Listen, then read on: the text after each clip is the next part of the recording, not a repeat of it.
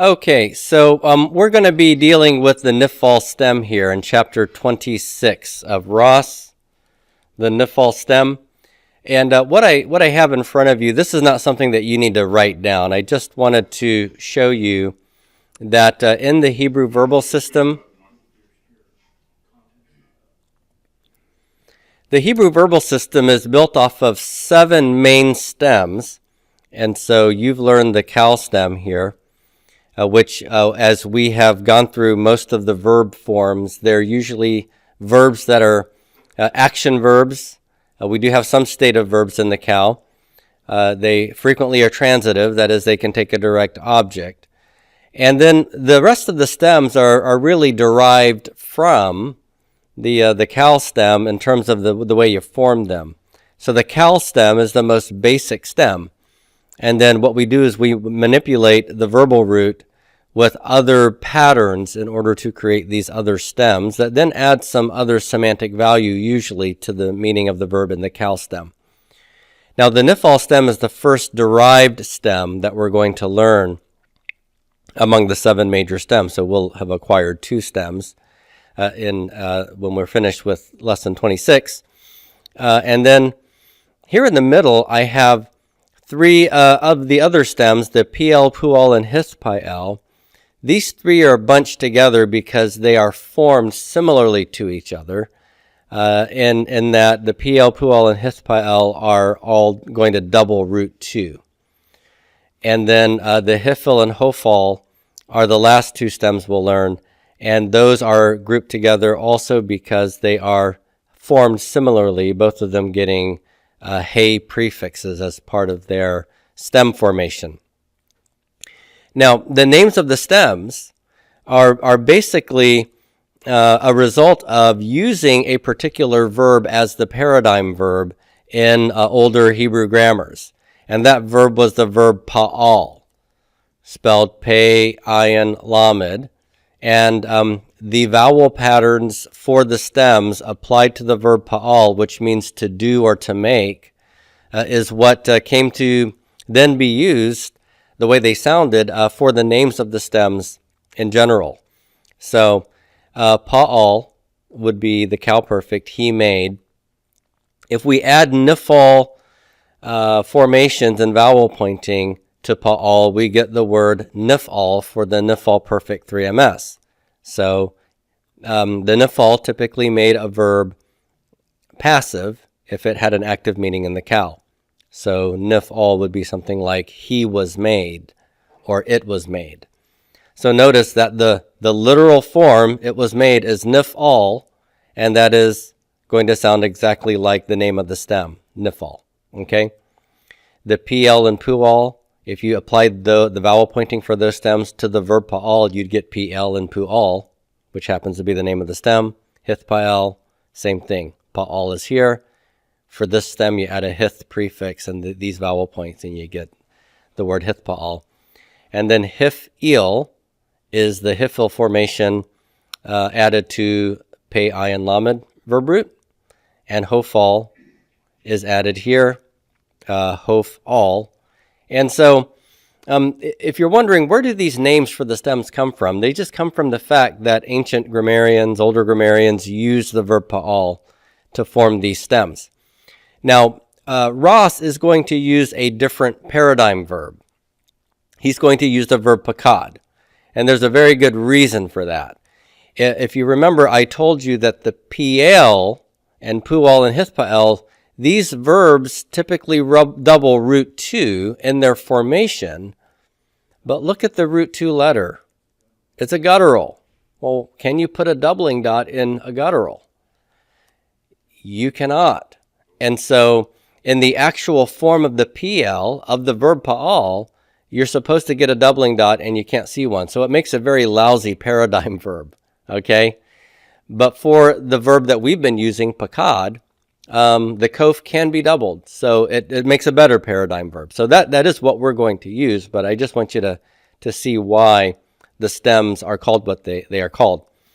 I will make one other comment about the verbal system here. This is what I'm about to say is very general, okay? it's not true for every verb in each of these stems. But if a verb has a niffle and there is a cal form of it, then the niffle will typically make the verb's cal meaning passive. So if the cal of pakad is he visited, the niffle would mean he was visited, passive. Okay? The PL and the pual typically intensify a verb's meaning. So if you take the verb shavar in the cal, to break, and you put it into the PL and make it shiber, then it means to break into pieces or to shatter. The pual takes the meaning of the PL and makes it passive. So again, taking the verb shavar in the PL, shiber is to shatter. The pual, shubar, would be it was shattered, make it passive. And the hithpael takes the verb's meaning in the PL and makes it passive reflexive. So maybe something like they shattered one another. The hifil and hofal add the causative nuance to a verb's meaning in the cal typically. So if the verb pakad in the cal means to visit, if we put it in the hifil, it means to cause someone to visit. And the hofal just makes it passive, to be caused to visit. Okay? So that's the basic semantics, but there's a lot of exceptions to this, and we're going to cover each of the stems in turn with each chapter that we do for the next several chapters, and you'll learn a lot more about the possible meanings of these different stems. But today, for now, we're going to focus on the niffle. So let's do that. So you should have a handout in front of you that looks basically like this. And this is what I call the principal parts sheet. All right? The principal parts. When we learn the stems, the first thing that we're going to really want to focus on is what are called the principal parts. The principal parts sheet here is going to give you all 7 stems, and it's going to lay out a representative form for each conjugation pattern that you've learned. So if you look on the left-hand side here, I have, for example, the perfect 3MS, and we're going to give you that form for all the stems. So the cal perfect 3MS, as you know, is pakad. We give you the imperfect 3MS form. So the cal imperfect 3MS is yifkod. The vayiktal form, or the WCI, vayifkod. The jussive, yifkod. The cohortative, efkada. The imperative, pakod. We're giving the most basic forms of these. The infinitive construct, which is, the participle, pokad, is the masculine singular form. The imperative, pakod, is the 2MS form. The infinitive construct, pakod, and the infinitive absolute is pakod. All right? What I've tried to do here is to give you, for all of these, the uninflected form as far as the back side of this goes. So the perfect 3MS is the one with the least baggage on it, okay? The imperfect 3MS has the prefix yod but no ending. The WCI has a prefix yod for the 3MS but no ending. The jussive here is the basic 3MS. If you know, the 3MP would add a shurik here. So we're just trying to get the most basic forms here. The cohortative, we've picked the first common singular because the singular is the one you think of first before the plural. The imperative, of course, the 2MS is uninflected on the end. The participle, it's the masculine singular form that has no ending. It's uninflected. The infinitive construct, it doesn't have any personal endings. You can add a pronominal suffixes to them if you want to. And the infinitive absolute is never inflected at all. So that's the forms of the cal. What we're going to learn are the niffle principal parts. And what I'm going to ask you to do for the niffle is not, okay, this is critical, I do not want you to go to page 108 and 188 and 189, and I do not want you to memorize the entire paradigm, just like you did for the cal perfect and the cal imperfect and the cal jussive and all of that. I'm not going to have you do that for all the stems. What I want you to learn are the principal parts for each stem. That is to say, the most basic form of each stem here. And then once you know the principal part, once you know the Niffle perfect looks something like this for the 3MS, if you know all of your personal endings, then you're going to be able to identify the Niffle perfect 3FS. You'd be able to identify the Niffle perfect 2MS because the perfect conjugation uses all the same personal endings that the Cal perfect uses. Okay, the Niffle perfect and the Cal perfect will use the same personal endings. You already know them all. What you don't know is what prefixes are going to happen and which vowel points are going to happen. That's going to be something we learn with each stem. Okay, so what I'm trying to do is help you minimize the memorization process here. Okay. Now, let's start by looking at the Niffle perfect. And I want you to see here that the perfect 3MS, the representative form in our principal parts, is Nif-Cod. Nif-Cod. What do you see with Nif-Cod here?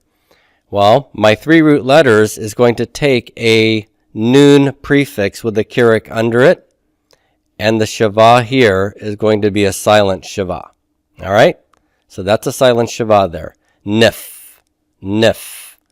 And then under root 2, what I call the theme vowel is an A-class vowel, the Pathak. Nif-Cod. Okay? Now, let's take this, and I'm going to transfer this basic form over to my practice sheet. So let me pull that up. Okay, so I have my Cal Perfect practice sheet up here, and all I'm going to do is I'm just going to scratch out Cal, and I'm going to write the word Niffle here. Well, I want to show you actually how easy this is. At least I think it's easy, and after about 10 seconds, you'll think it's easy. I'm just kidding, of course. What is the Niffle Perfect 3MS based on that principal part that we just saw? Well, it involves adding a prefix what? Prefix noon. What vowel goes under it? Keurig. What goes under root 1? A silent Shava. Okay. I want a silent Shava. Nif. And then what is the theme vowel? The root 2 vowel? Pathak. Okay. So that's my vowel pointing for the Niffle Perfect 3MS.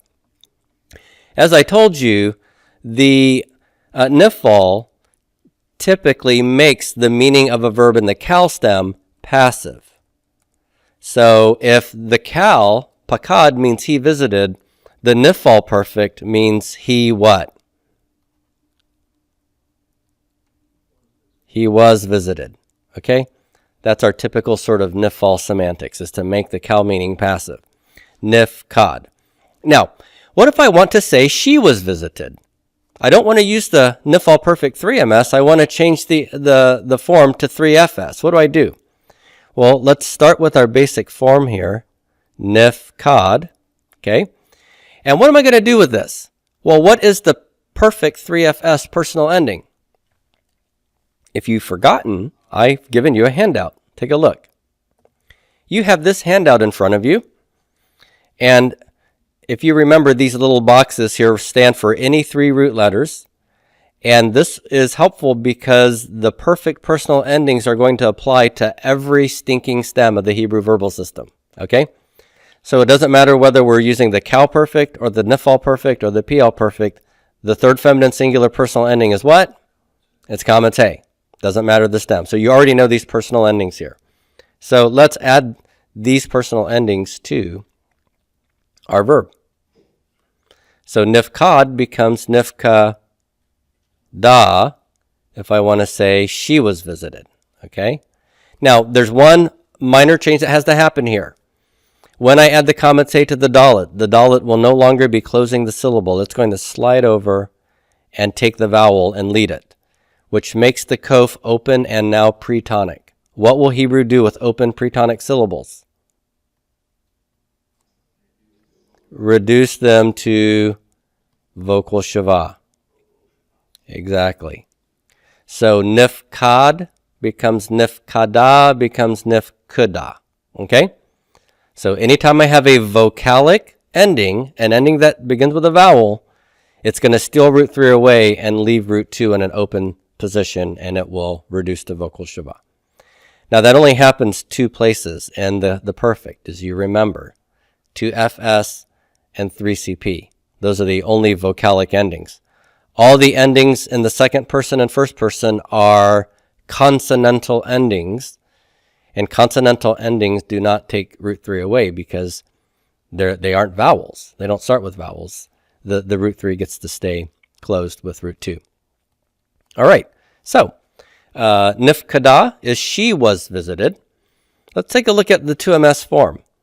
Again, if I start with my basic paradigm, Nifkad for the 3MS, and I want to add the 2MS personal ending, what do I add? Well, you know this, don't you? It's ta. What goes under the dalet, root 3? It's a silent shiva, right? So it's nif, kad, ta. The subject is you, but this is a passive meaning verb. Nif, kad, ta is you were visited or appointed. Okay? And my accent's going to be on the kof here. Nifkadta. Nifkadta. What about the 2FS? What would I do here? Well, the Niffle perfect always has the Niffle noon with the Keurig, silent shiva, and my basic form, the 3MS is Nifkad, but I want to add a 2FS ending, which is what? It's t with a silent shiva, and the dalet also has a silent shiva. So it's Nifkad. Nifkad. That's you, woman, were visited. And then the first common singular would be what? Nifkad. And of course, the 1CS ending is T. So I'd get a silent shiva before that under the dalet. Nifkadti. Nifkadti. I was visited. Okay? So basically, what are we doing here? We're learning the basic 3MS form, and you assume it throughout the rest of the paradigm, change the endings, and then any modifications as necessary based on the kind of ending you have. So what am I going to do for the 3CP? Obviously, Shurik, 2MP, Tem, right?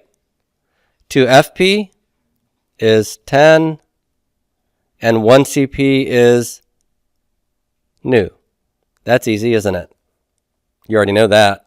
So what we need to know, what's new is, what do I do at the front end and in the middle? Well, each of these gets a noon prefix, right? What vowel does the noon always get? Always gets Keurig. What goes under root 1 in every case? Silent shiva. Nif, nif, nif, nif, nif, nif. Okay. And then I should get a pathak here. Nif, kad, do, but the shurik steals the dalet and kof becomes open and pretonic, and it will reduce to a vocal shiva. Nif, kadu. They were visited. Here, I get nif, kad, tem. I don't have to change anything. I've got 3 closed syllables. The accent does go to the heavy ending at the back. And in the cow, we had an open proprotonic syllable that reduced the vocal shiva, but nothing's open over here. Nif is closed. So nothing changes. Nif, kad, tem is y'all were visited. Nif, kad, ten. Y'all women were visited. Nif, kad, nu. And the accent's going to go back since it's not heavy to the kof. Nif, kad, nu. We were visited. Okay? So that's the Niffle perfect pattern. Again, I don't want you to memorize this. What I want you to memorize is the 3MS perfect form. Okay? That's the one you need to know. If you know this, you'll know the rest of them. Okay? All right. When you think Niffle Stem, what are you thinking of? Well, what's the Niffle Stem start with? What letter? N, right? So you should be expecting for the Niffle perfect a Niffle noon. Okay? This is a Niffle noon.